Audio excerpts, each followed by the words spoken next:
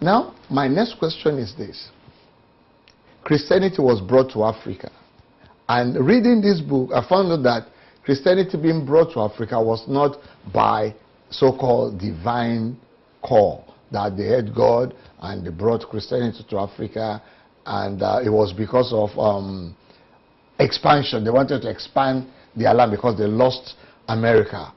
Now, could you explain to our viewers how that has affected Africa, or how that affected Nigeria for good or for bad? Well, we're all God's children.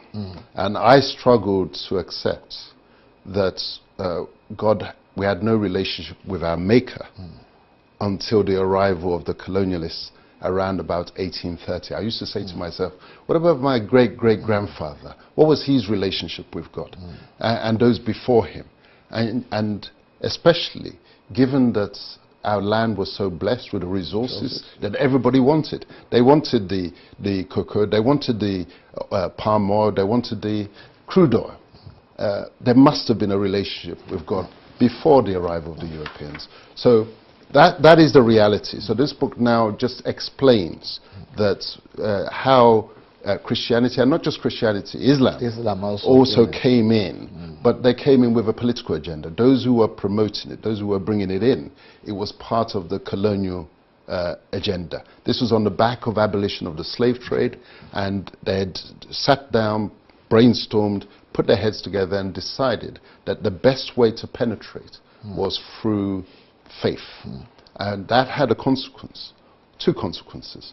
One, negative, which was the detachment of our peoples from their traditional faiths, which destabilizes societies, because in order for the new one to be implanted, the old one must be uprooted. And so that destabilizes society. On the more constructive front, at least as far as Christianity is concerned, it may be said that it brought in its wake education, missionary education, that left at least southern Nigeria with a very sophisticated and advanced educational base. The reason why that same educational base was not then extended to northern Nigeria is explained in the book. Again, it was a political decision. It's not that southerners are cleverer than northerners, or intrinsically or genetically. It is simply opportunities, access, and what the book seeks to do is to explain away a lot of these fables, fictions, fantasies, and let the facts speak.